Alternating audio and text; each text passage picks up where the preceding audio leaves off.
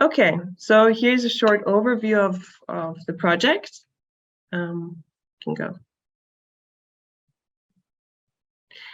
So Green Skills for Cities is a project which is co-funded by the Erasmus Plus program of the European Union. And we have 4 project partners, which all bring in very different expertise and disciplines. So us, the Vienna University of Business and Economics, bring in the economics and business disciplines. Our other partner, the Institute for Advanced Architecture of Catalonia, IAC, brings in the design viewpoints. And the University of Genoa brings in botany and technology. And the other partner, European Association for Local Democracy, ALDA, is concentrating more on the network of cities, so brings in a whole networking experience, basically.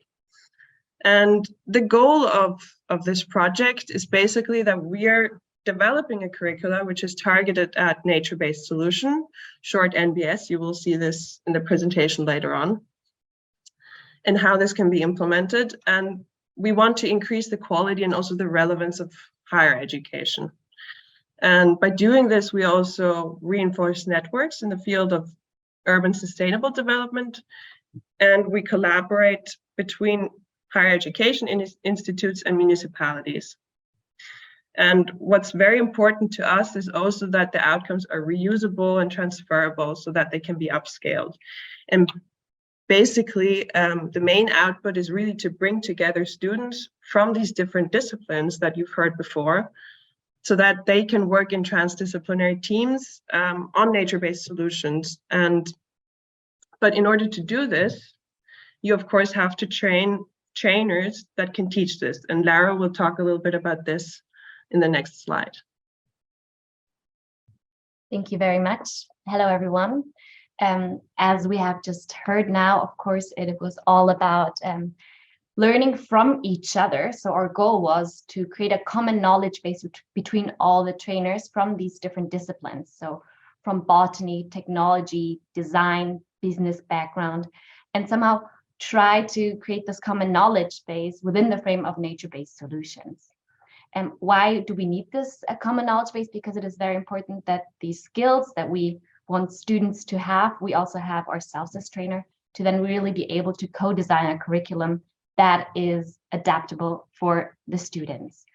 And from a trainer perspective, also every institution has different best practice teaching tools, different methodologies and concepts that they use in various settings. And there it is also very important to hear a little bit what other universities or institutions are doing in different countries, and how you can learn from each other.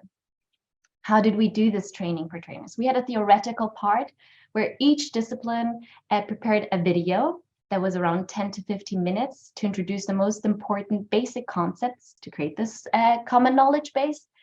And then also a PowerPoint, which everyone was supposed to then be able to go through individually and check for themselves if they understand the content via comprehensions questions that were posed at the end, and some additional reading that was provided in order to go a little bit more in depth. And of course, we then had a practical part where we joined together from our different universities to see, did we understand everything? But we also realized that we really had this need to not only read through a PowerPoint or listen to a video, but really do something together.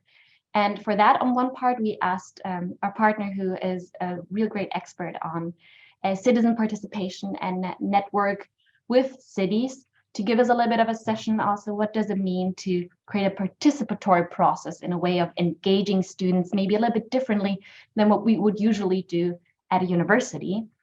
And on the other side, create a learning by doing experience, where we really took one day just to experience what does it mean to work in a transdisciplinary team ourselves. And all of this material we compiled and have uploaded on a repository platform, and will then also share the link with you in the chat in case you're interested after hearing a little bit more about the project itself and feel like this is something that might be useful for yourself as well. And this learning by doing experience was something very unique, I would say. And I'm going to hand over now to Maria, who's going to explain a little bit of what this actually meant. So hello, everybody. I'm Maria Canepa from UNIGE Department of Architecture and Design. And I'll briefly describe an experience that we have in another European funded project that is Ecolobs, because I am a member of Green Skills for Cities Consortium and also in the Ecolobs project. So briefly, I introduce Ecolobs that further will also discussed by two guests that we have today. And Ecolobs aims to develop a game-changing design approach for regenerative urban ecosystem. So Ecolop is a building envelope designed as a multi-species living space for different kind of stakeholders. So we want to introduce not just the human component, but also involving plants, animals, microbiota, and humans. So Ecolops has an holistic multi-species approach that goes beyond just the human perspective of ecosystem services. So therefore, in Ecolabs Consortium, we have several partners in the fields of architecture, but also in the fields of ecology. And while for architecture fields and architects, the procedure of a design process is more familiar, the individual steps of such as procedures is not so common for ecologists, for example. So we needed to build up a common ground and create a common understanding of the interdisciplinary design, in that case of an ecolop. To do this, we decide to find out a playful exercise or a sort of design game that was conducted with all the participants in the first occasion of a personal meeting. Summing up a bit of the aims of this exercise, in the case of Ecolops, the design game should provide a base for communicating between architects and ecologists. So the idea was to find a way to create a common ground in the different fields. The outcome should be a concrete idea to better understand how, for example, an ecolop could look like. And then also, in this case, we could find a way to bring out some important point, for example, related to design objective or key performance indicators. Next slide, please.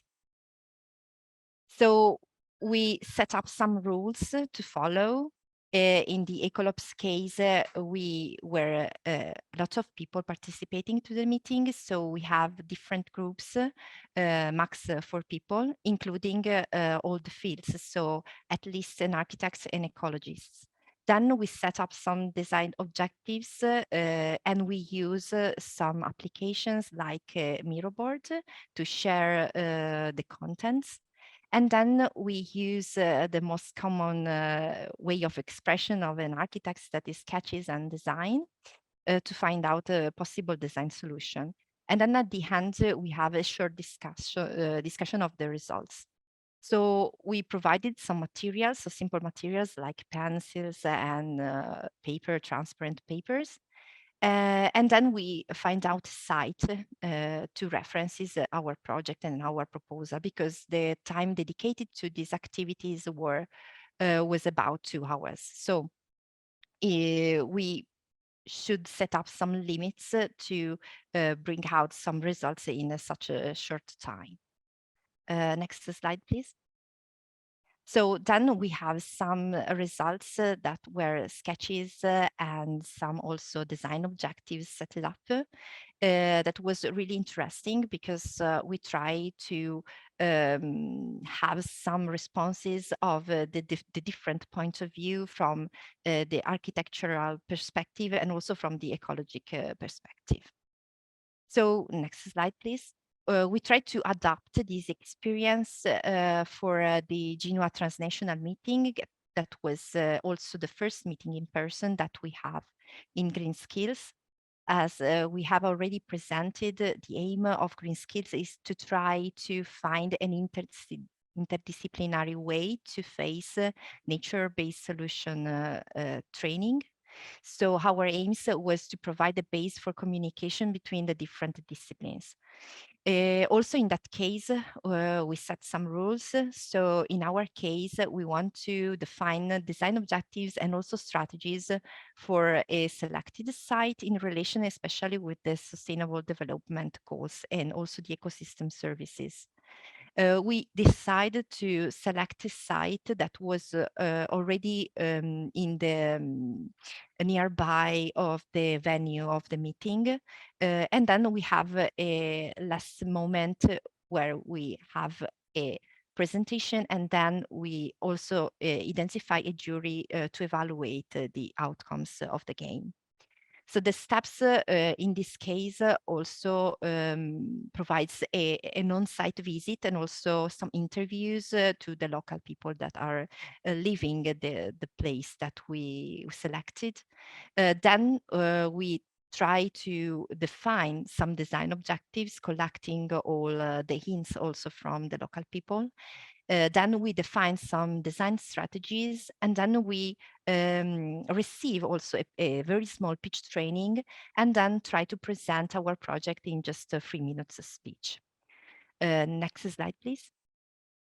So also in that case, we have 2 groups and 2 results that just in half a day brought out to this very interesting results. So in conclusion, in both cases, the design game has proved to be an excellent tool for creating a common ground between different disciplines, also obtaining ideas and results in a very limited time. So we really think that it could be a good way to train the trainers, but also it could be used to icebreaker and also to base for training and teaching activities also. So that's all, and I leave the words to the next speaker. Okay. So hi, my name is Fiona, and I'm from the Institute for Advanced Architecture of Catalonia. And I'm going to explain to you a little bit how we developed the short-term and long-term program based on also our experiences through the training for trainers. So next slide. Over the past year, we've been developing a curricula that could be applied for both the long-term program and the short-term program. This is focusing again on transdisciplinarity and transnational education, with the main goal of equipping our learners with the skills and tool sets to implement projects within municipalities. And we are trying to do this by achieving lifelong learning. So giving them the skills that they can take forward in their careers and really use for several years to come, using techniques such as flipped teaching, where they learn the theoretical aspect before and then take part in a practical activity, and using tools or methodologies such as learning by doing and service learning. So both these programs are going to be implemented in Barcelona, Genoa, and Vienna, and they will both take place in the next coming year. Next slide. So to give you a bit of an idea between the differences of these programs and how they're set up, we've developed these diagrams to explain. So the long-term program will take place across 6 months, first with a theoretical module. And this is where the students will receive resources from the different disciplines and be asked to study these in their own time and have sessions where they can ask questions with the tutors of the different disciplines. Then we will end up working together on a practical case study where the students will actually meet and form transdisciplinary and transnational groups. They will each then work in these groups to develop NBS projects. And in our case, this will happen in the city of Genoa, learning or using the skills that they've learned from their own discipline, but also taking into consideration the different aspects of the different disciplines. And what is also a fundamental part of the long-term program is having a group of stakeholders. So these are members of municipalities, primarily, or public institutions, where they can provide evaluation and feedback to the students, as well as they've set the urban challenges that we are going to tackle through this program. And those are the water management and increasing temperatures within the city, as these were common themes that we found across all 3 cities and felt like the students could really work towards. And then we have the short-term program, which is set up in a similar structure, but instead of the students working in these interdisciplinary groups, they will actually work within their locations in smaller groups, still allowing for opportunities for them to interact and ask questions. So again, we will have the flipped teaching, which will take place for the theoretical part. And then the learners in Vienna will form groups, the learners in Barcelona will form groups, and the learners in Genoa will form groups. And each of these groups will work on NBS projects within their cities.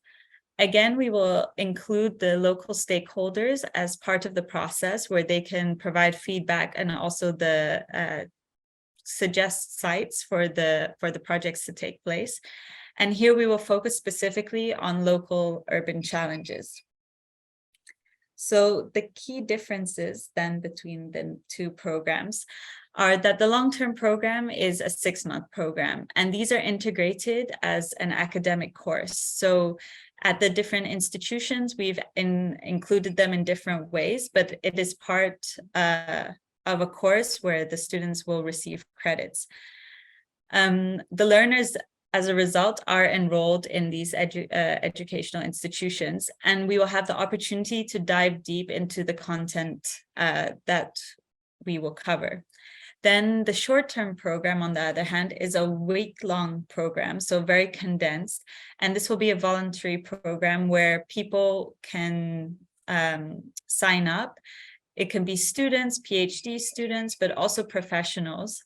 Anyone with an interest in the topic. And the idea is that we will develop these projects within the discipline, but still have input from the other disciplines, but it won't go as deep as the long-term program. So to give you a bit of an overview of how the different disciplines have come together, we are going to give you a short overview of what is expected to be covered in each of the programs. So I think first I hand it over to Enrica for the botany. Yeah.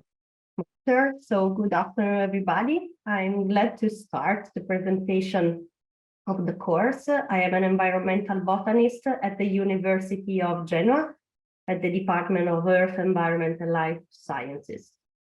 So the key aspects of botany and technology course. So as you know, this last century registered an increase in awareness of several key aspects connected with integrating nature and cities, providing an adequate solution to improve citizens' well-being.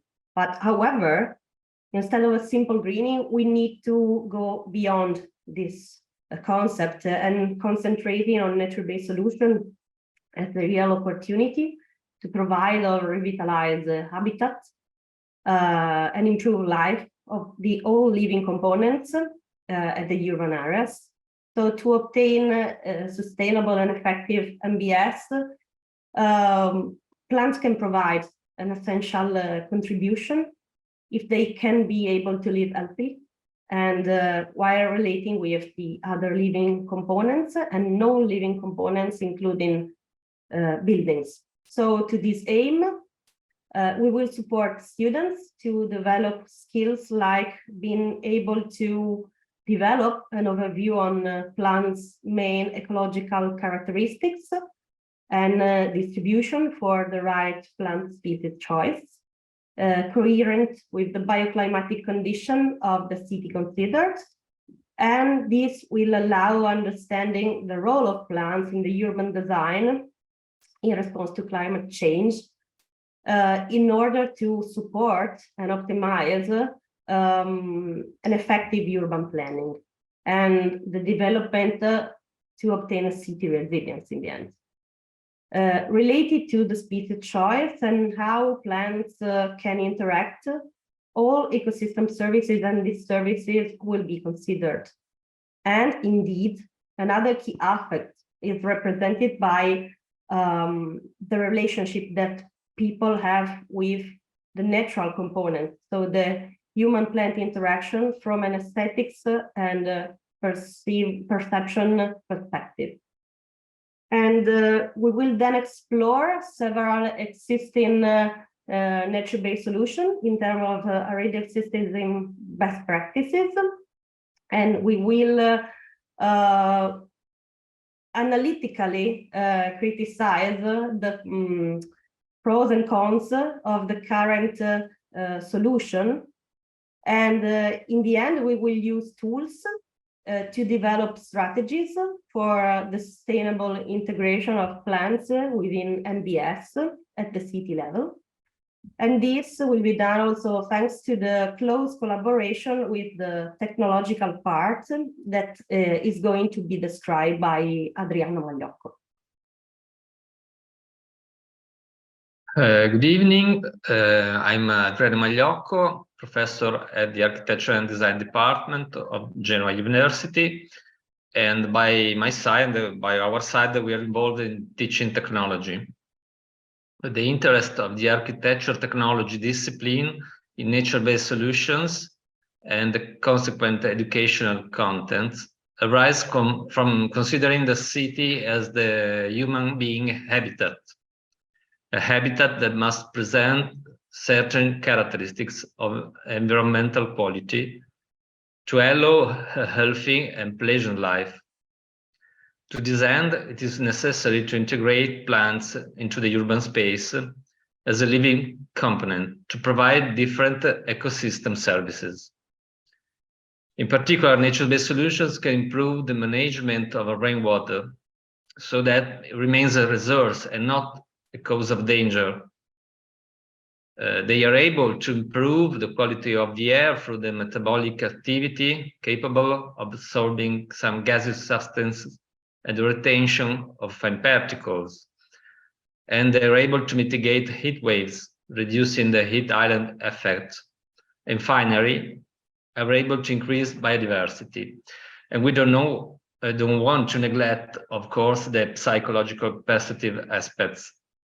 In order to be able to adopt nature-based solutions in an urban environment, however, it is necessary to analyze opportunities and barriers for their implementation.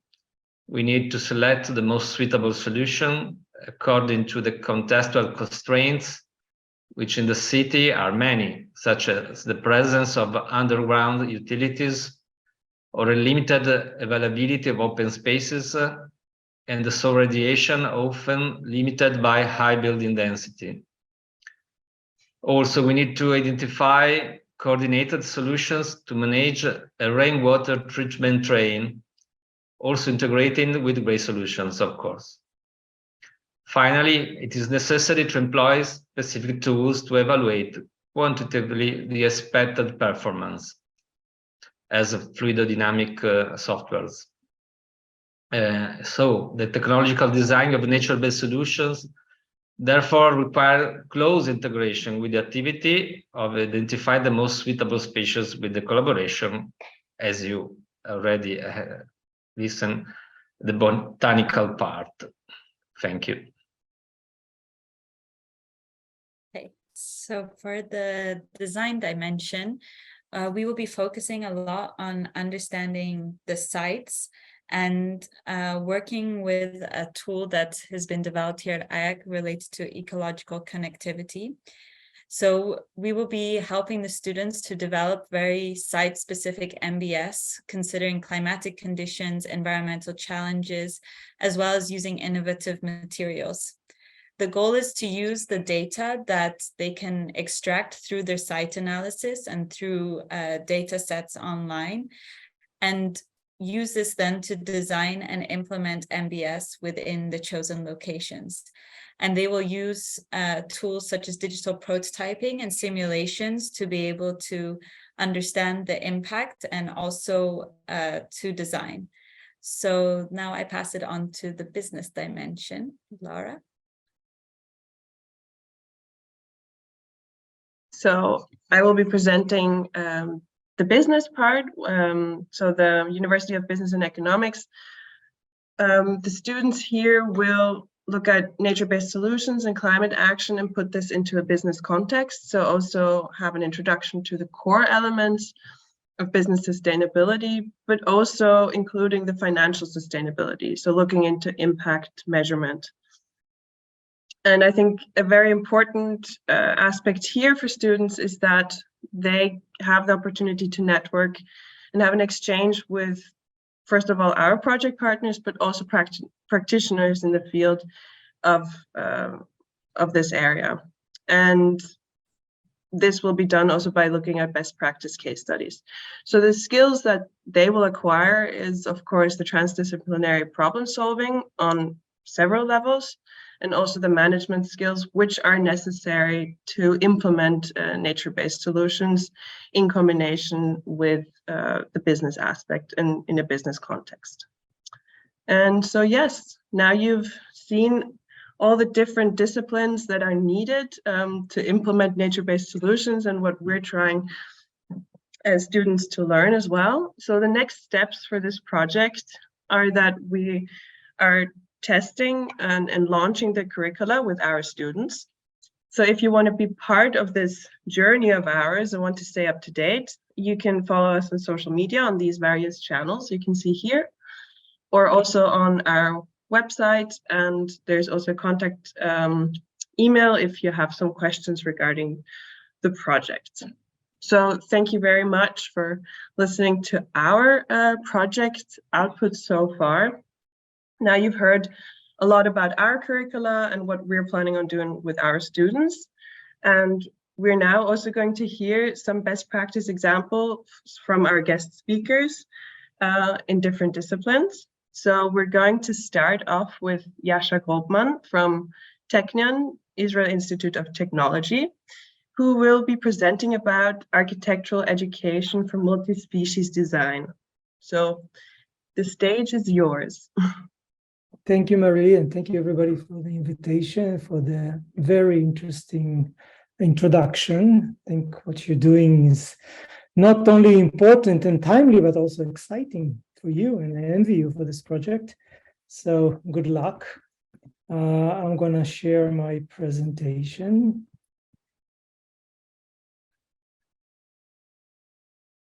Tell me please that you see it. What do you see? We're seeing your second screen, yeah, the one with the notes and presenter view. No, it's fine. Thank you. Okay, so that's the title of my presentation, and it's about our insights from two experimental courses. One is studio design course, and the other is a digital fabrication course. This presentation and both courses were taught with Suren Nutaya Selvan, who is my PhD student and a very interesting person. So I will not start by preaching to the choir and tell you how much the population is growing and cities are growing and the green areas are diminishing. I guess everybody here knows that. There are some solutions that are being tried in architecture, like having green spaces, green garden, green balconies like you see here. And there are also some solutions that involve animals, like this kind of solutions that are places for plants and for animals to live within the building. However, all of these solutions are human-centric. They're done for humans' enjoyment, and they are done within a big project of a building who is human-centered. And we in Ecolops, and thank you, Marina, for saving me at least 1 minute of presentation of Ecolops, but we in Ecolops project try to look at it differently. We try to look at a project from a multi-species approach and try to design a building using this approach. So we do it scientifically with many other experts, ecologists, botanists, as you heard. But what we decided to do is to try to do experimental studies with students, third-year students, which are the first year after the foundation, and to see how they will approach the question of designing a building, or designing, in this case, a residential building, from a point of view not only of people, but also from animals and plants, that each one of them is an equal stakeholder. And as you will see at the end, it's not an easy case. So the starting point that is design has a bad connection with ecology, or no connection with ecology. Second point is that designers, or design education, at least architectural education, it's a little bit different in landscape education, is also disconnected from ecology. In architecture schools, we don't learn about ecology. We don't know anything about animals and about plants. We know them as icons that we put on our nice drawings and renders. I was exaggerating, of course. So we tried these two courses. One is a design studio. The other one is a fabrication that meant to fabricate, design and fabricate one of the tiles in the design studio, and you will understand in a minute. So this is the site from a design studio, just a regular building and a site next to a park.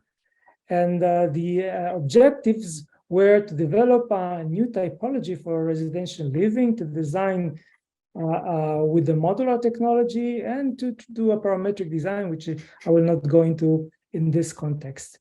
The question was how we design this thing. So the first thing when you try to design an ecological building is to look at ecology and understand who are the stakeholders. And I must confess that this was the most difficult part, because as I said earlier, students from architecture don't really know ecology.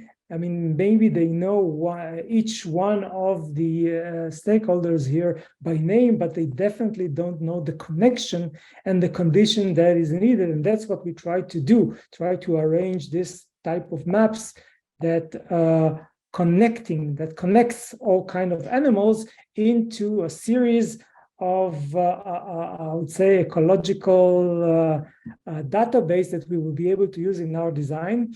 We had the ecologist with us, Professor Asaf Schwartz, who helped them a little bit, but this was the very difficult part. The second part was, okay, now that we have our stakeholders, how would we design tiles, we call them, that will build the system where each tile is dedicated for a specific function, specific animal or specific plant. And so each student has developed its own system. This is Tanya's system, but we had other systems like this one, and each system includes different tiles that are specifically designed for a specific species. For example, what you see here is a tile that designed for a specific type of bird that needs earth to build its own nest. After we did this, we had to basically map our building facade, and I will not go into the design of the building in this lecture, but this was also a big issue in itself.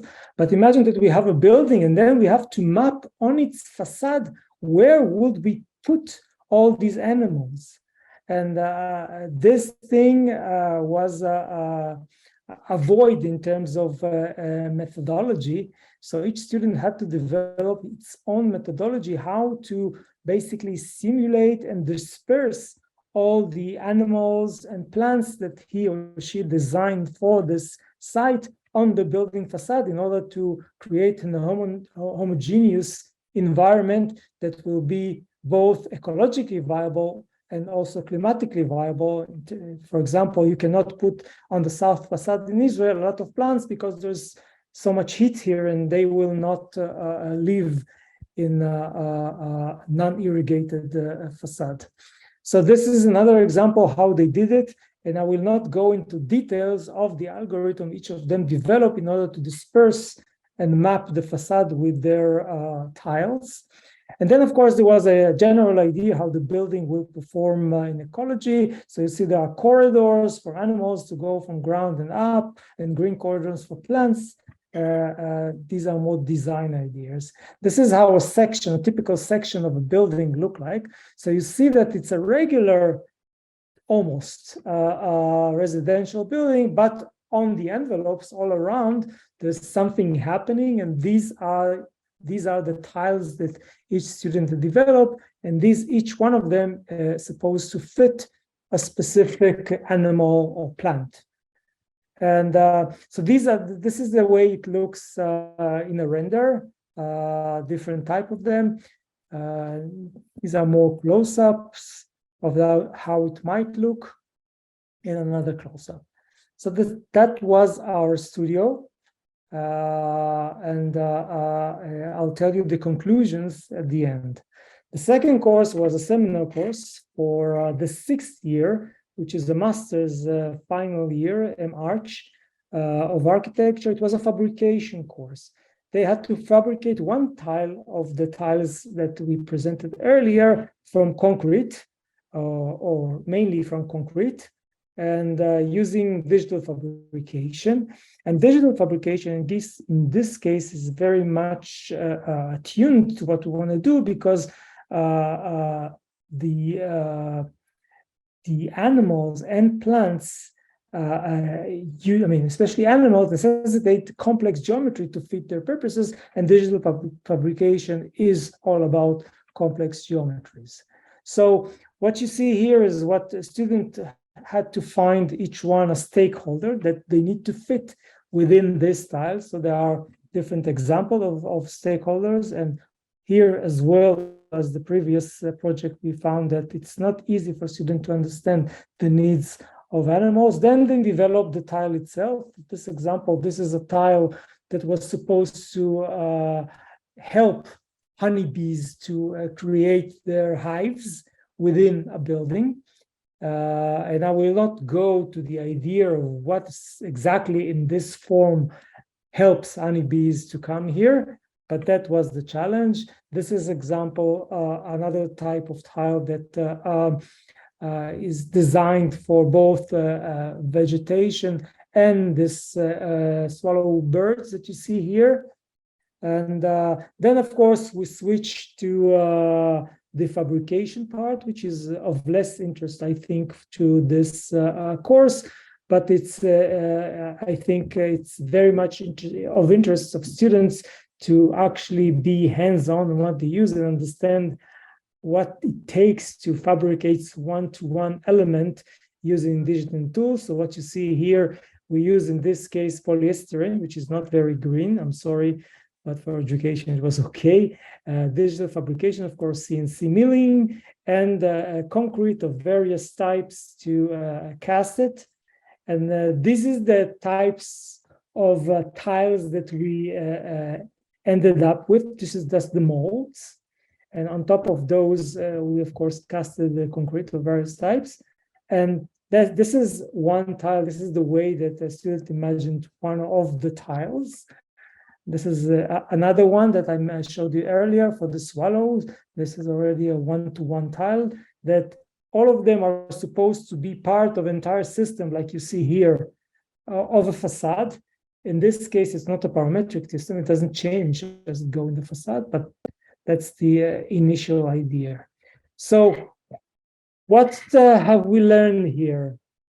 We learned that there is a problem of architecture students, and I must confess also architects, with basic knowledge, education, and ecology. We just don't know what animal needs. And there is also a lack of knowledge in terms of animal habitats, not only with architects, but also in literature review. We didn't find many scientific articles or knowledge about the connection between the animal's habitat and architecture and design. We understood that it's very important to collaborate with the expert. In this case, we had ecologists with us. We, of course, use digital design and fabrication, and this is very important for creating this type of geometries. And students, I think, had a lot of fun with designing for multi-species because they started to be fed up with designing only for humans, and this is a big change. So it's not only important for environment, I think it's also important for students to learn more about the environment and change their perspective about the world. So thank you very much. Thank you, Yasha, for this very interesting presentation, and I think very relevant to this time. Integrating so many different disciplines is difficult. So I think everyone can relate to that. Great. So I think we'll keep going with our next guest speaker. So if you have any questions regarding this presentation, please just send it in our chat and we can have a look at it later. But for now, Tina Salami will talk about design studio Ecolobes coming from the Technical University of Vienna. It's all yours. Yes, thank you for the invitation and hello everybody. I will now share my screen.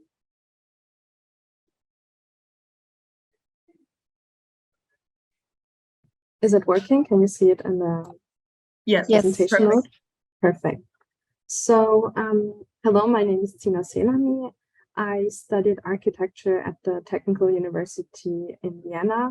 And now I'm currently also doing my PhD at the Department for Digital Architecture and Planning. And we are also part of the Ecolobes project. And in parallel to the research project, we also are running a design studio. And today I will talk a bit about our design studio. So here you can see the content for my presentation. So I will first speak about some conceptual aspects of the studio regarding organization and so on. Then I will show you a few examples of student projects. And then in the end, I will conclude with some modifications that we did because we now did the studio for 3 semesters. And each semester there are some learnings. So I also want to talk a bit about that. So to start with the overview, our studio is for master level students in architecture. And so the students work on a design project for 1 semester. So we are applying the project-based learning concept. And this is conducted in an online environment. Although we had the previous 2 semesters, one session where students were visiting the site together with us. And the students also work in teams. So there are 2 different types of teams. Later on, I will talk a bit more about this. So the overall aim of our studio is to train future architects with skills that they need for designing in a climate resilient and biodiversity sensitive way. And in order to address all those topics that are required in a more structured way, we classified them into modules. So some modules include more the teaching of main principles, for example, the evidence-based design module, but other modules, they also involve the training in digital tools. So for example, in the geospatial analysis modules, the students also learn certain functionalities within geographic information system software that are required for the design process. And because there is this high variety of the different modules, each one of them also needs a different kind or a different way to be communicated. So this is why we structured the schedule in also different teaching modules. So we have lectures, workshops, discussions, and presentations. And this is especially important because we have this online setting. So it's different when you have a design studio that is meant to be in presence. So with this online setting, we try to keep it as interesting with a high variety as possible. And in the next slide, you will see the semester schedule and also the design and teaching methodology and how they interact. So this is the schedule from the previous summer semester. And here you can also see how the modules are distributed. So some of the modules, they appear a few times and then are addressed with different teaching modules. So first, for example, the students get input through a lecture and a workshop, then they have to do some tasks, which are then presented and discussed. And now I also want to talk a bit about the groups because the semester is scheduled in different phases. So we have analysis phase, conceptual phase, and the design phase. And for the first analysis phase, we have analysis groups with 5 to 6 students. And each group focuses on a different topic related to environmental or site analysis. And then the idea is that after the students have finished or conducted their analysis, they will be regrouped into smaller project groups. And the idea is that those project groups consist of members from different analysis groups so that there is a bit of knowledge exchange also within the project group. And yeah, so also this is why it's important for us to schedule the tasks together with the modules and the methodology, because we have to consider that each time a group is formed, they need a bit time to adjust to the new group and so on. So now I just want to give you a quick impression of some student projects from last semester. So the task was to design a kindergarten, but with a multi-species approach. And here you can see 3 selected projects, and each group addressed the task in a different way and had a different focus. So for example, one group used the Voronoi grid to spatially distribute and organize the site. Another group was more focusing on microclimatic aspects. So they had certain structures which were flexible and adjustable to seasonal change. And the third group here with the molehill kindergarten, they were inspired by the structures of molehills. So they built also underground tunnels, and they, while digging into the ground, they also put soil on the surface of their buildings to ensure sufficient height for moles so that they would have a possible habitat. And yeah, now I'm at the last slide of my presentation. So I just want to say some modifications that we did. So last semester, we also conducted a survey with the students, and based on their feedback and also our observation, we made some changes in the schedule, but also, for example, this semester, we used our e-learning platform for the first time because there is a lot of input data from us that we have to give to the students, but also their submissions have to be handled.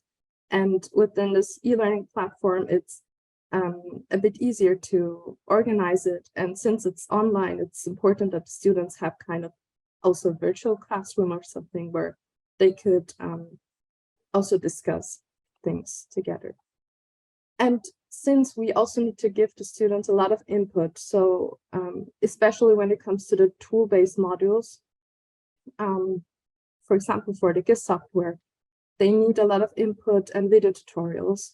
So this semester, we use the flipped classroom concept so that we have more time during the sessions for discussions and more interactive sessions.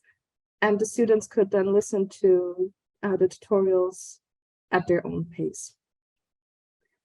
Then another big change was that this semester we also had input from multiple disciplines. So we had a guest lecture from one of our ecologists in the Ecolops project from Dr. Jens Joszynski, and he talked about urban ecology. And this was very important and valuable for us because within our teaching team, we are mainly from this discipline of architecture. And this is also something that I think would be very nice if we could keep this exchange also through guest lectures or workshops in future. Yeah, so now I'm at the end of my presentation. Thank you very much for your attention. Thank you so much, Tina. This was another very interesting presentation, also to see how you involve the students in your curriculum. Impressive work and impressive student projects.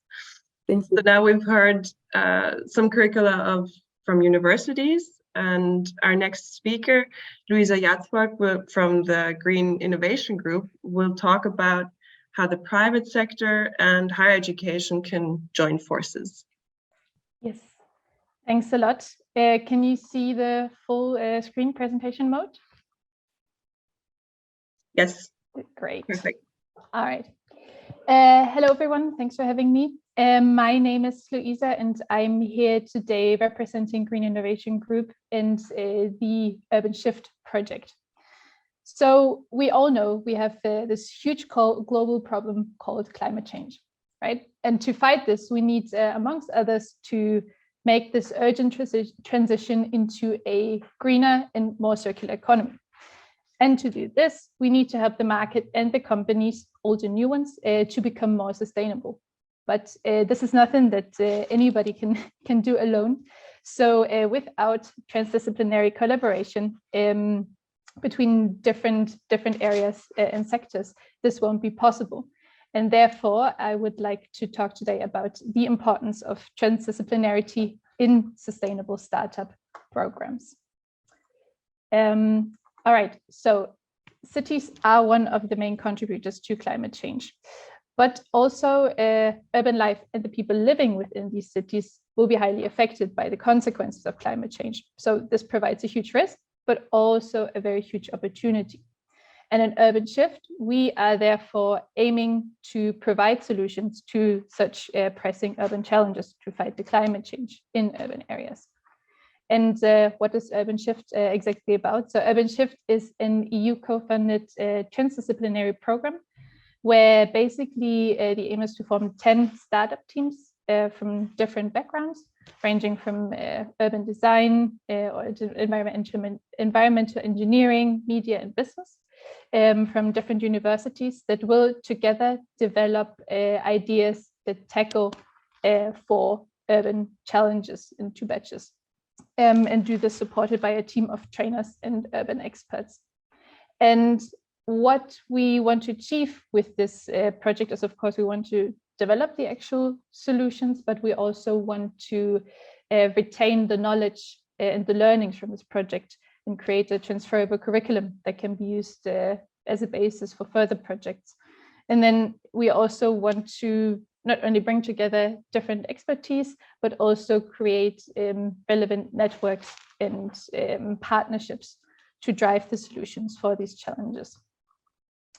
And in terms of diversity, the consortium in Urban Shift is already quite well positioned. We have a very diverse consortium consisting on the one hand of education institutes, amongst others, VU and IAC, who are also here today, and as well business partners to ensure that transdisciplinary aspect. So there we go. I personally am representing one of the business partners called Green Innovation Group.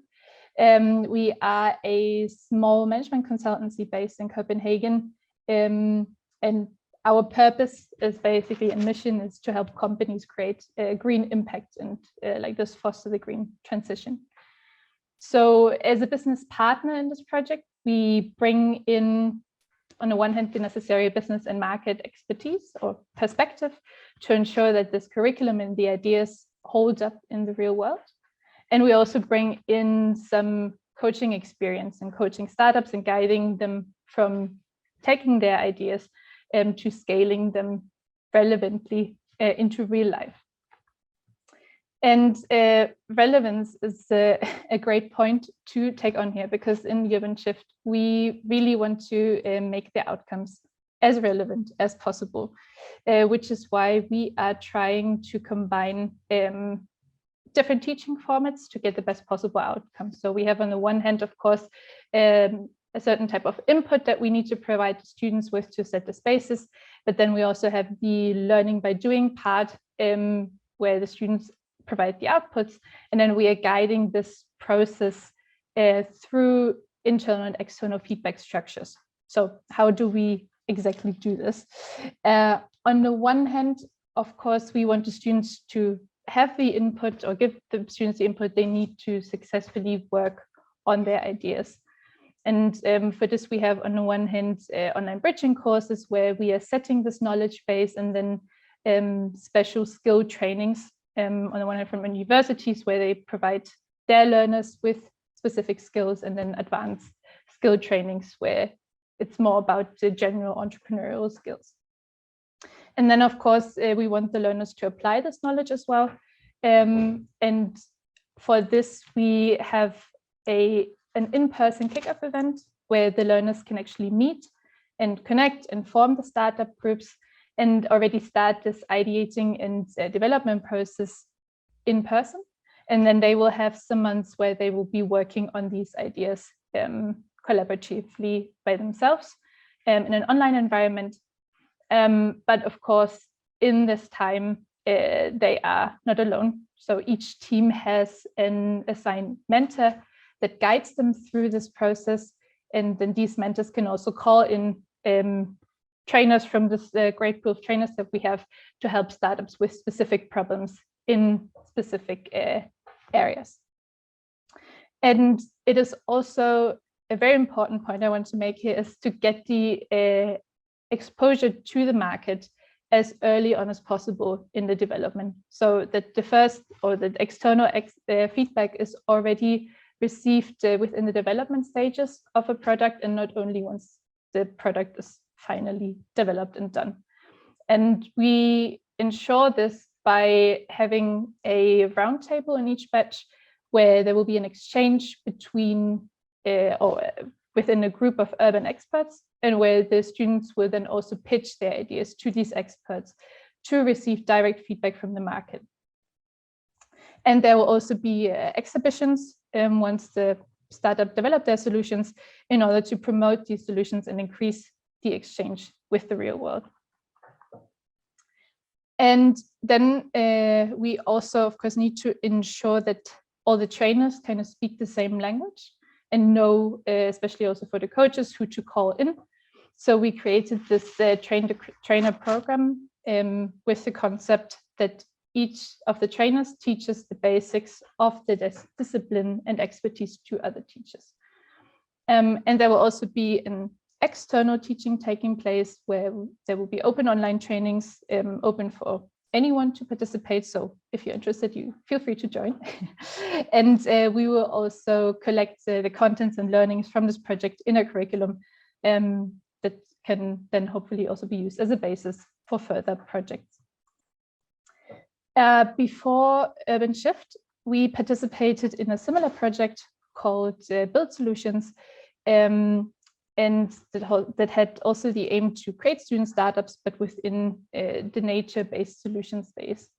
And just a very big learning from that is that it's very, very important to have a flexible approach and continuously adjust the plan to fit the current requirements. And this, of course, counts for the students and the startups to make sure that they are adapted based on the feedback they get, but also for us as trainers and program organizers to make sure that we provide the best possible input and environment that is tailored to the students' needs. And then it also became visible that this learning by doing approach just worked quite well, and the students really seemed to appreciate this practical approach. We're quite committed and showed a high level of ownership, and yeah, actually managed to develop in real prototypes and startups. Yeah, and just overall, we saw this great value from this multidisciplinary approach, which is highly beneficial for all involved parties, just to get to know not only new contents and learning methodologies, but also gain this broader perspective on the market and form new partnerships. Now, at the end, I would like to highlight the opportunities that come with bringing in businesses as teachers. So, for example, in Austria, I think 22% of the startups are university spin-offs. So when having this number in mind, it becomes even more important to create these bridges between academic knowledge and market experience. And it brings a lot of opportunities with it.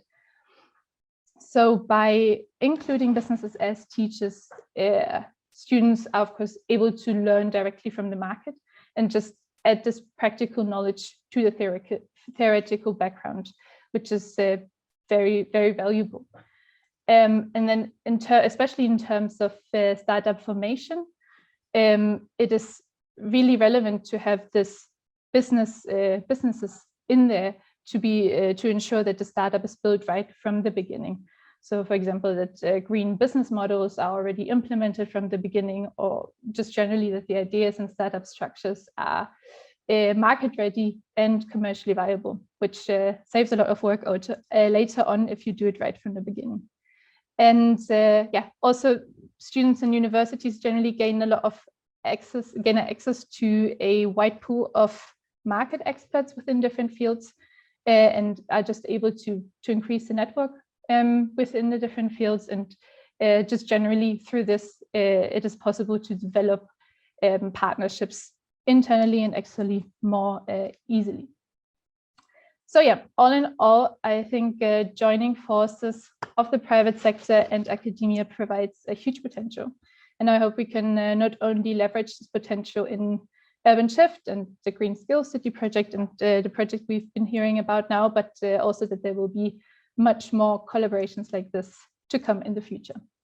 So thank you everyone for your attention, and yeah, feel free to post any questions you have in the chat. You can also check out our website and write us an email if you have any further questions. Thanks a lot, everyone. Thank you, Luisa. This was, again, a very interesting perspective, especially how important business partners can be in transdisciplinary curricula. And I think we will have a lot to discuss about later on.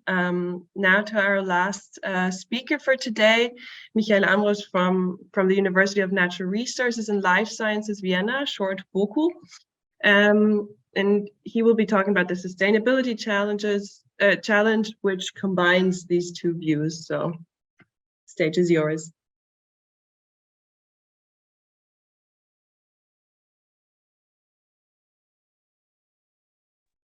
So thank you very much. A warm welcome from my side. I think there are already a lot of anchor points and parallel approaches that I could see also in the previous presentations. One of the key ideas of the sustainability challenge is to find a way to tackle the current challenges that we have in sustainable development. And the first similarity is that we bring together our forces from different universities, from different disciplines, and collaborate with practical partners, so with partners from society, in order to tackle these challenges. And this story started 13 years ago, when the first 4 universities came together, WU, TU, University of Vienna, and BOKU University, where I'm from. So my background is business, and I'm supporting entrepreneurship activities at BOKU University University of Natural Resources and Life Sciences, Vienna. And with the sustainability challenge, the Europe's largest cross-university and transdisciplinary learning and teaching event with two formats, service learning and startup, is focusing on the sustainable development goals. Of course, this is a framework that you all know, and is a framework that is very useful also to focus on different topics that are now within the challenges. So what is the sustainability challenge in more detail? It's one university course. It's one university course with now today even 3 more universities from Graz, from Salzburg, from different cities in Austria, and also from arts with the Angewandte University. It is a course that has evolved over these 13 years, not only in the partners that we deal with, but also starting with a service learning track 13 years ago. I'm not sure whether you're aware of the format of service learning. It's collaborating with universities and practical partners on societal challenges. And the first idea is to work on an eye-to-eye level. So it's a challenge that is coming from society, from a partner that can be a company, can be an institution, governmental or non-governmental institution, NGO. That is a big variety that these partners that we work with bring into this course and this setting. The student teams then work in this setting in collaboration with the external partners. That is the ideal setting. It's sometimes not easy because practical partners tend to have specific expectations. That is also a challenge for the challenge, but is the main focus of the service learning projects to tackle these societal challenges together in collaboration. So starting from these service learning projects, in the time evolved also the startup track. It's a second offer, a second track where students can bring in their ideas and tackle challenges that they identify without collaboration with external partners, but collaborating in inter-university teams. So this inter-university setting is a very fruitful setting that is not so obvious, as it comes with a lot of challenges for the organizational background, but it's an ideal setting to have this cross-institutional approach, and also in context with science on the one hand and society on the other hand, with this transdisciplinary setting that really focuses on specific challenges coming out of the so-called real world, as we have already heard. And that is, for us, at least from academia, is a very important learning path also for our students. I will tell you a bit more about how this sustainability challenge happens at our universities. It's a course that goes over 2 semesters, so it's a 1-year course with 14 mentors. The mentors are teachers, are partners, are startup coaches as me, for example. And we have 60 to already 80 students as well. So it's quite a huge amount of students that is participating in this setting. Here you can see the 2 tracks, the service learning track and the startup track.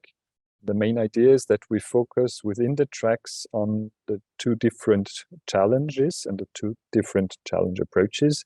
One being the service learning approach, and the other one, the entrepreneurial approach in the startup track. So for every track, there is a team building within the tracks where we have teams 3 to 5 students, and then either with a practical partner, usually one person from a company or institution, in the service learning track. And in the startup track, they might get in touch with external team members, but this is not the rule, it's rather the exception.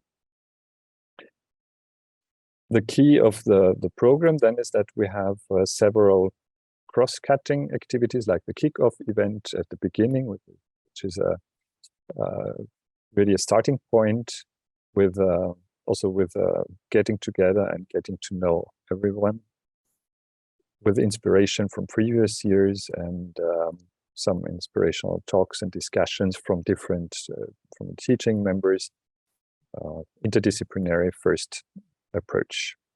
Then you have project meetings, co-working sessions within the various tracks. And this year, a newly introduced teaching conference. Previously, it was interdisciplinary blocks.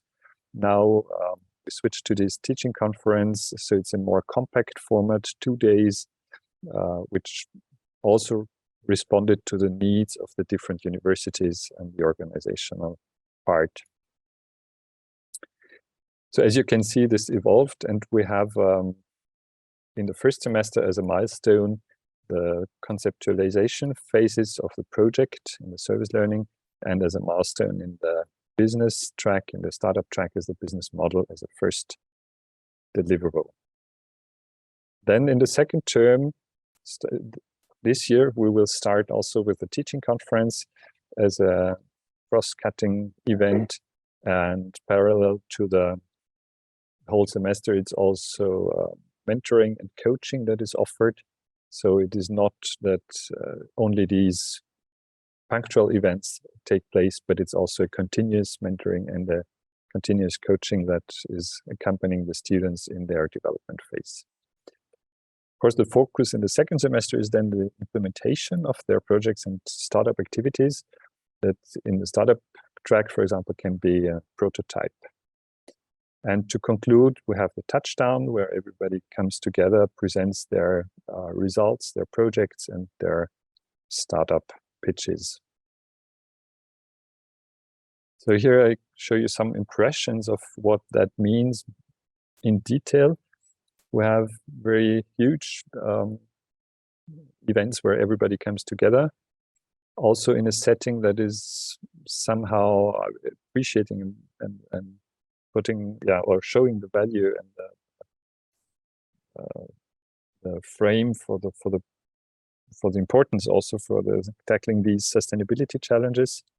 It's a festive environment very often, and also a place where they can exchange either marketplaces, as we had before in the last years, or with short videos, with possibility to discuss and exchange at the buffet. So it's also an important element that is not to be neglected, as there the bilateral exchange, the talking takes also place.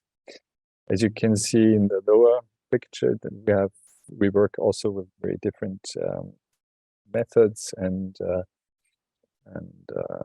interventions within the courses. So it's a very active, it's a very multidisciplinary, but also interdisciplinary, and a very multi-methodologically designed course. Here, to conclude, you see one cohort from last year. It was the 12th Sustainability Challenge. This is at the touchdown, so it's the final event. It's the festive ending of one cohort with students from all the universities, with the service learning partners, and also the teaching team. So if you have any questions, of course, we can tackle them later on in the discussion or in the chat. If you want to have a closer look, don't hesitate to go on sustainabilitychallenge.at for further information. Thank you. Thank you so much, Michael. This was, again, a very interesting insight into how so many different partners and disciplines can be combined to create curricula for students.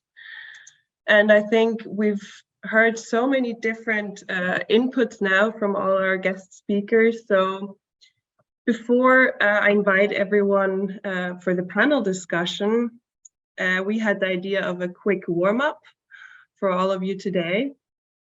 So we would like you to join us on Mentimeter, which you will shortly be seeing on the screen. So either you can use your phone to scan the QR code, or you can go on menti.com and enter the code. You will also see this info in the chat shortly.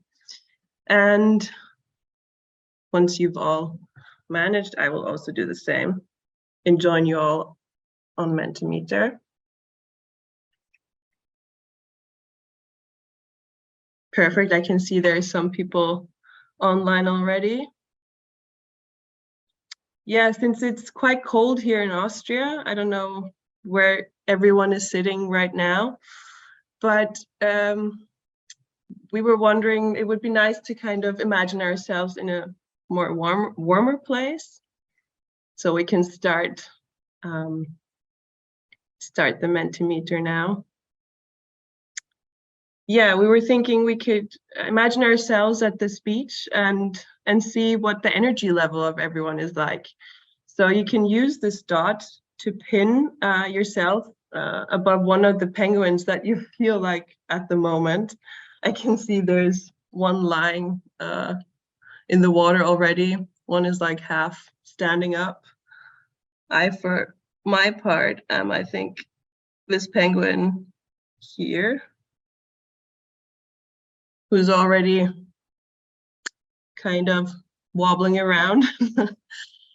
Yeah, I can see there's one somewhere far off in the water. I think we lost that person. Some are already sleeping. Well, I hope you have some energy for our next round of discussions with our panel speakers. But before we start off, we would also like to hear from you where everyone is coming from. So are you a teacher or trainer in higher education or vocational training? Are you studying to become a teacher? Are you ahead of studies or a practitioner working in the field? Or maybe you're coming from somewhere completely different. So we would just like to see who our audience is here. And this will make, I think, the discussion easier for everyone. Oh, I can see there's a lot of teachers or trainers in higher education, some practitioners as well. Interesting to see who's coming from which field. Some others that might be students perhaps, or coming from completely different fields. We're happy you're here as well and joining our conversation. But the majority, as we can see, are teachers and trainers in higher education. So we hope that this input was also interesting for you and your courses. And before we start our panel discussion, we would like to invite all of us online. And I think we can close the Mentimeter for now. Perfect. So as we can see, there's a lot of teachers and trainers in higher education. So I think the next discussion round might be interesting for most people here. Perfect, we're inviting all speakers on stage. And everyone is also has the opportunity to join our discussion because Mentimeter will be active for the next question. So you can add your answers there and we can reflect on this later on. So I think now we're all pinned up here, right, Marie? Are we missing anyone? No, perfect. Okay, so I think we've heard a lot of different concepts for transdisciplinary teaching today, a lot of very different, but also, I think, interconnected topics. And I think we would want to start off with one question, which I think is relevant for everyone working in this field. As we've seen, there's so many different stakeholders and disciplines that are needed for these curricula to work. So I think an important question is what are the challenges that implementers of such innovative teaching formats need to overcome? So I'm just going to start this here, and anyone who wants to start is welcome to. Well, I mean, I can just start. Yes.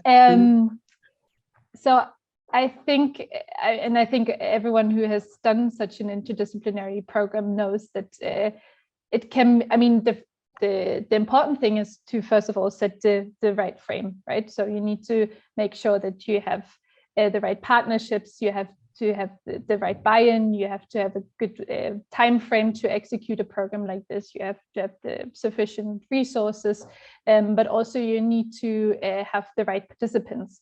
You need people that are open, that are motivated, that are willing to take ownership of those kind of programs.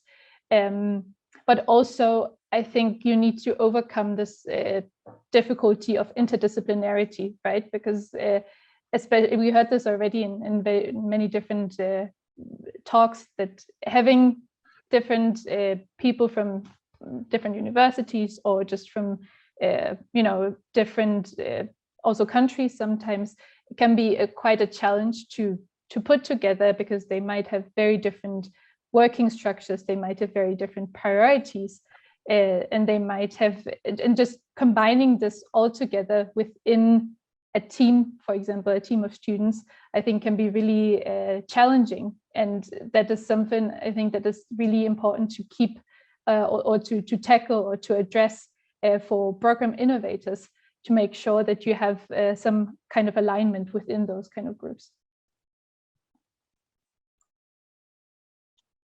Okay. May I, about involving stakeholders, for instance, I think that if real issues are addressed by tackling them according to non-trivial objectives, but with a realistic approach, it is possible to involve the stakeholders. Stakeholders probably need to understand that nature-based solutions are not just an academic game, but a viable intervention strategy. So it is possible to apply them. And only with a realistic approach, we can convince them to do something. And we will try also with green skills, of course.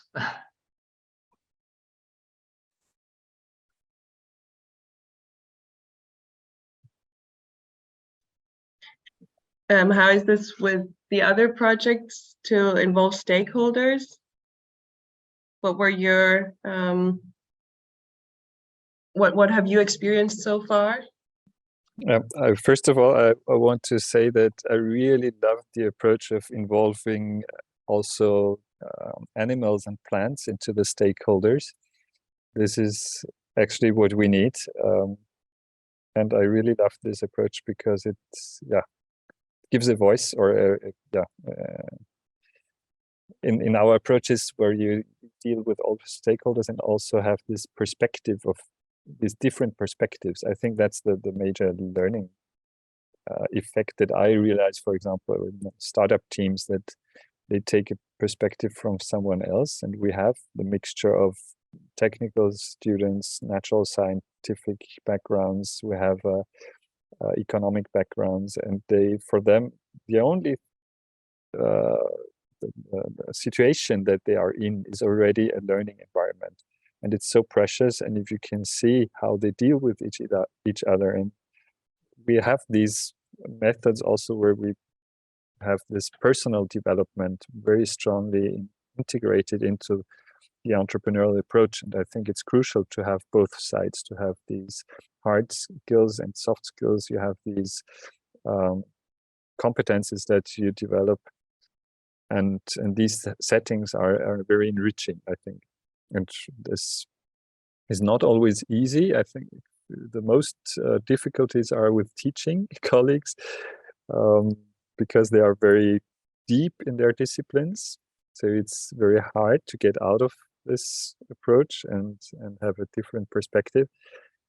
For the company or for the external partners in the service learning settings, I experience that it's not so easy either if they do not have the culture of opening up and integrating and taking different perspectives. So we encounter very specific expectations out of also these formats, even if they are transdisciplinary, but everybody is in his or her role, and it's difficult to get out of this box. I think it's, even if you make the first step, the second step still remains a challenge. what would you say are the expectations that differ, so between the academic partners and the partners from the business world in that sense? The question, I think, is whether they can match. They can. The idea of the service learning, for example, is what I see is that it's on eye-to-eye level, it's really a co-creation process. That is the idea behind.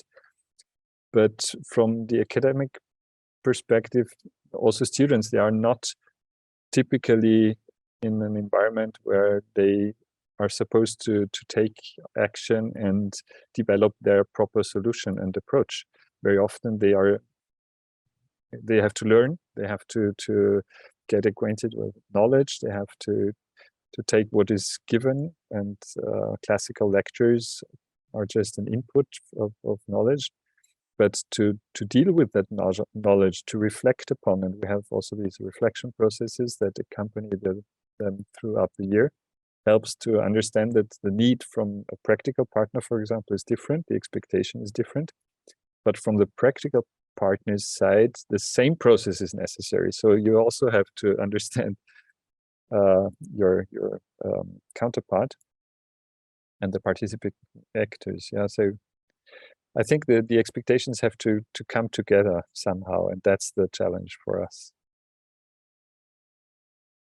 How do you experience that? Because you are in a very similar setting, I think, just with a more focused topic. Yeah. So I think for us, at least, I mean, the Urban Shift project is not very far advanced. So we're still in the beginning stage in that sense. But so from the impression I have so far is that that's why I also mentioned it before in terms of the right participants, that we have a lot of people that are very open and willing and motivated to participate, and actually also have this entrepreneurial mindset already, or bring this entrepreneurial mindset with it, and that makes things so much easier. I can tell you that. It's just amazing. It also creates a very different group dynamic, right? If you have a group of people that kind of all drive within the same direction in terms of motivation, but also have similar interests and want to actually make this happen and have a commitment to this, it just makes a complete difference to this project, rather than if you have people in the team that they are interested, but they don't really know, maybe also don't know how to drive it, or don't know how to put this into practice. And I guess that's also part of what you're saying. And I guess it's also where we come in and need to make sure that we provide also the framework to obviously foster the students or support the students that already have this drive, but also kind of include the students that don't have this drive yet, or just provide them with the tools and methodologies and the ability to go into this direction.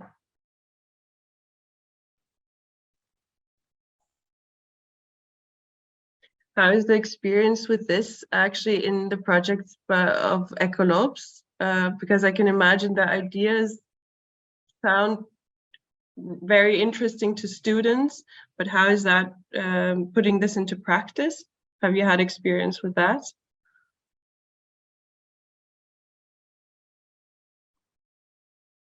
Are you asking me?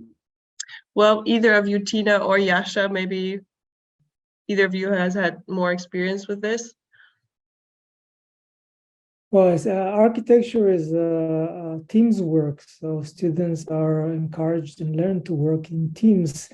It's usually during the studies does not involve a lot of expertise, but students like very much when we involve other expertise. We call them the smart people, one that come with expertise, knowledge in a certain profession. So for us, I think it's a very, very interesting experience. Self-criticism, architectural schools tends to be more, included, or say self-concentrated, and invest less in bringing these expertise that will actually help, especially in a more distant field like ecology, that we realize that is much more important than we thought it is. So that's my 2 cents. Yes, so I think from my side, what the challenge is a bit is to get people from other disciplines involved. So I can speak from architectural education at TU Vienna. So there are a lot of courses in the master's program where you are working with students from other faculties, for example, structural engineering, or even with other disciplines from other universities. But in the bachelor's program, there is not so much interaction. And even in the master's program, students don't have to necessarily work with students from other disciplines, so there is not really this exchange. And in our course, we also only have, or mainly have, architectural students because it's only assigned to this curricula, and it's a bit of an administrative challenge to get other students because they have to do their credits within their own curriculum. And then I think that's a bit a pity, because I would like to have also students from landscape architecture, maybe from Boku involved. But it's yeah, I try to address it, but it's not so easy. You can't just write them and say, hey, here's the Zoom link and join, because they need their credits from their university. So if this could be a bit easier between the universities, I think it would actually help the students to have this experience to work with other students from other disciplines already in their studies, because later on in the offices or in the professions, they need to work in an interdisciplinary team, and it's also becoming more and more important than maybe a few years ago. So I think it's important to also do this during the studies to simulate this collaboration. Yeah, I think there's still a lot of room for improvement. So that's my opinion. Isn't it possible to create a kind of electives in this program?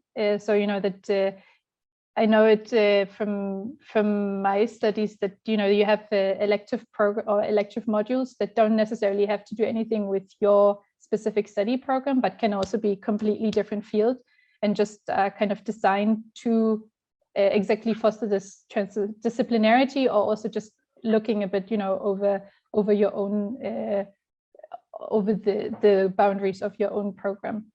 Is that included in this project or this program in any way?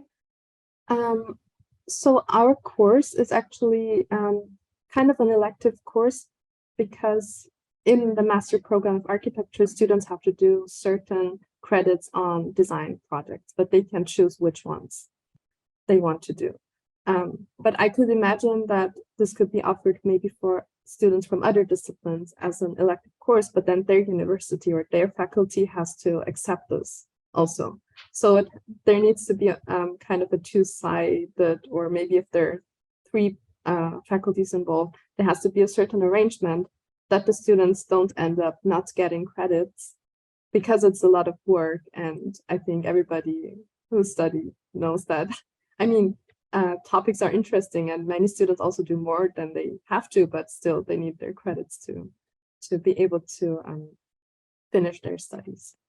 So, but I think that such an arrangement should not be very difficult. So, but you need the people, kind of maybe a network or people to work together to make this happen. Yeah. For us also, these are elective courses, they're not mandatory, because we teach to architecture students, so they think about designing buildings, not spaces for animals or for plants.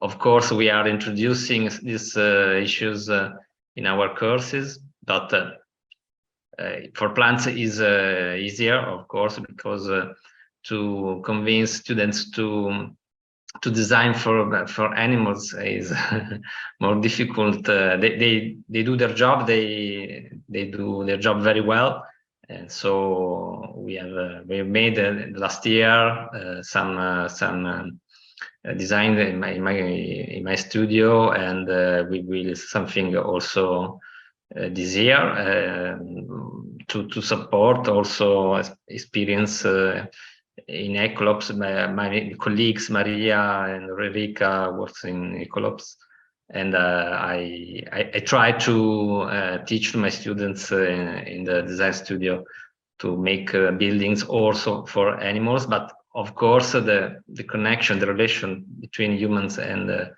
animals in the city is not so easy to explain and to show. As we have many examples, of course, in the architectural culture, contemporary architectural culture.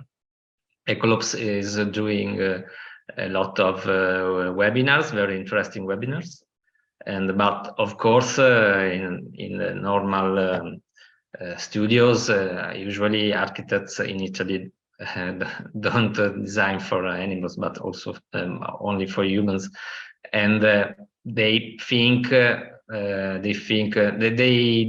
are amused to that, but they think in practical in the real life would be some problems of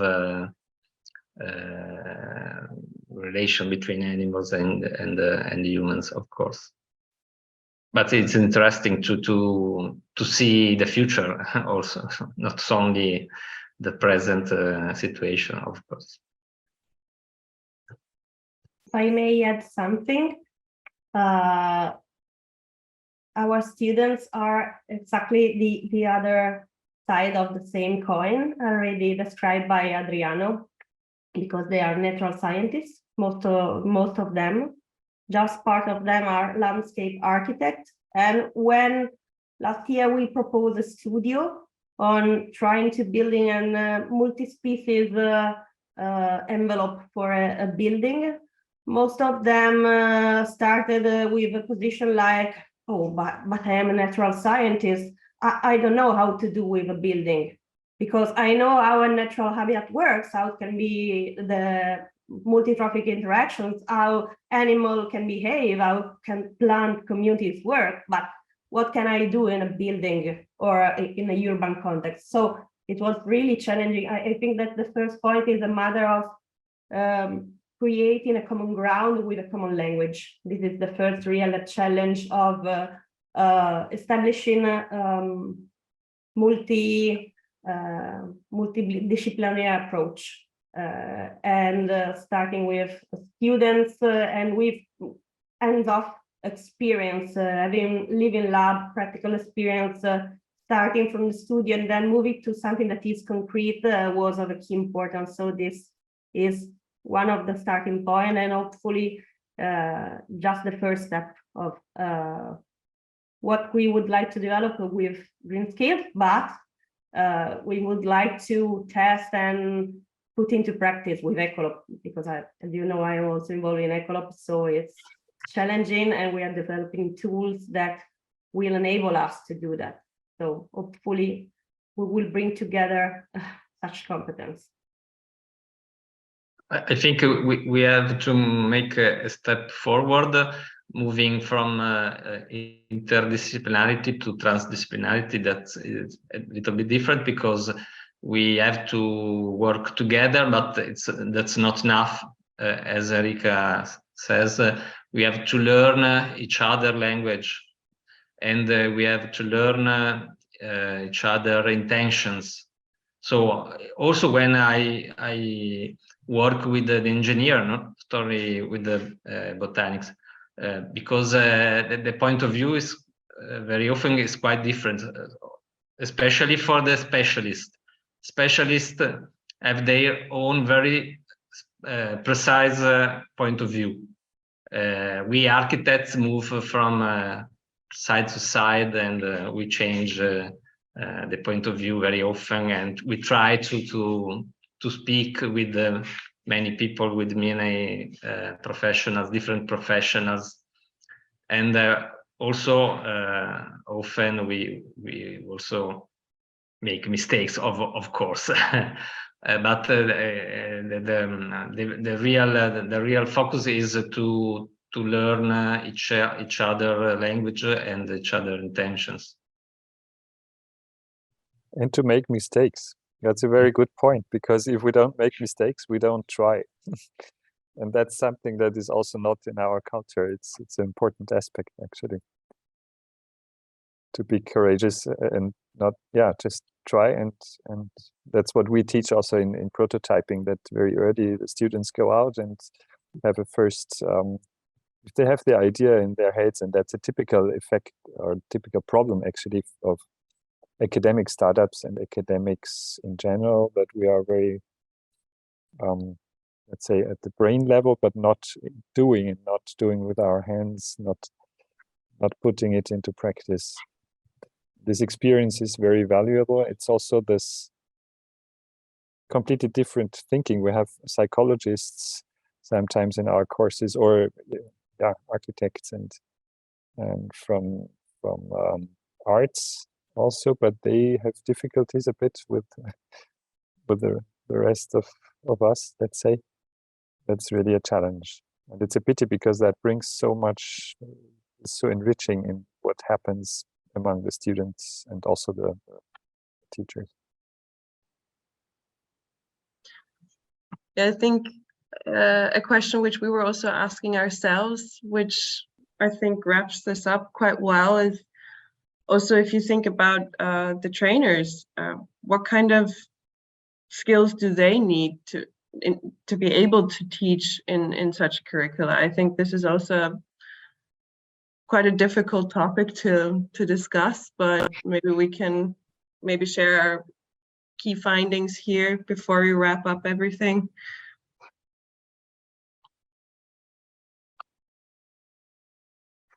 Yeah, if I may start, I think that it's really important that the trainers also get certain training in interdisciplinary and transdisciplinary work, because first of all, you need people from different domains and fields within maybe a program or a course or whatever the setting is.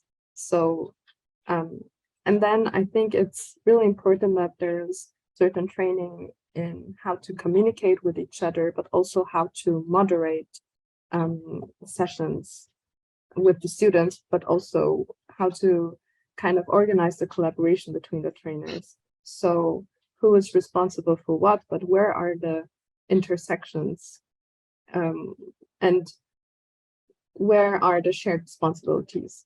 So I think it's important to make that clear, and to not only have this training in the beginning, if you start maybe a project or a course, but to have this consistently, and to also have certain maybe revisions together, or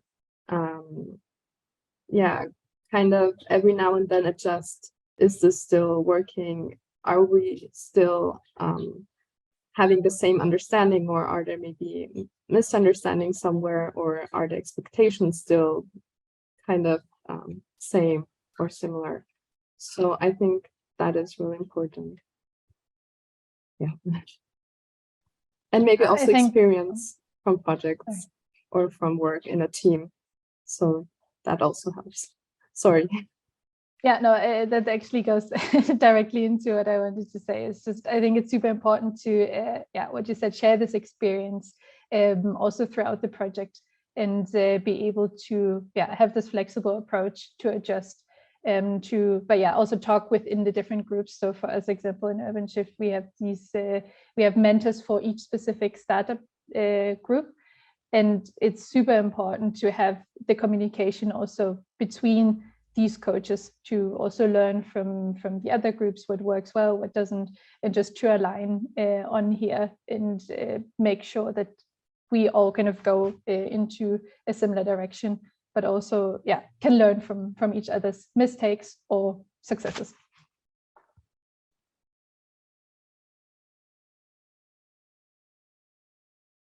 Yes, sharing good practices is something that helps a lot, because it's interesting, it's fun, and then trying also whether this works in your context. What I experience now a lot is that it's more about the setting, about how you facilitate learning than the contents. Of course, the contents is important, but the contents is not the something that we need to discuss a lot at university because it's always there, let's say. What is difficult is that we provide the learning environments outside the typical, so far traditional learning settings with frontal settings. And there is a lot of knowledge with the students, coming with the students, especially in these interdisciplinary settings. There is a lot of knowledge and experience coming from outside, from partners. So opening up and having these different perspectives. And that needs formats where it's not always obvious also to have this perspective integrated. And the most interesting parts are when learning is not obvious, but happens in between. And that's, for academics, very often it's a problem because it's not as formalized. It's not always easy to evaluate and assess these learnings. That's quite a challenge, but it's good to have it. And maybe that's also a little bit of an answer of the difficulties that we have with official courses and ECTS, etc. The students, yeah, sometimes they have enough ECTS already, but they come and participate because the learning setting is exciting, it's challenging, it's interesting, and it brings them forward in their personal development and also in their employability and all these buzzwords that go with that. And I think we currently have the situation that students are really challenging us as teachers. So we are in the position that we have to get trained more, even if there is some, how do you say, we are not very willing. It's not so easy because we are, or many of us, I think, are convinced that we are experts in our fields, but that's not enough. It's not enough to be expert in the field. It's important to make mistakes, to open up and to have to take different perspectives and get into discussion and in the potential of innovation. I think that's also a very, very important point that we should not oversee, that it's really a potential for innovation for our development as humanity, as from economic point of view, in perspective.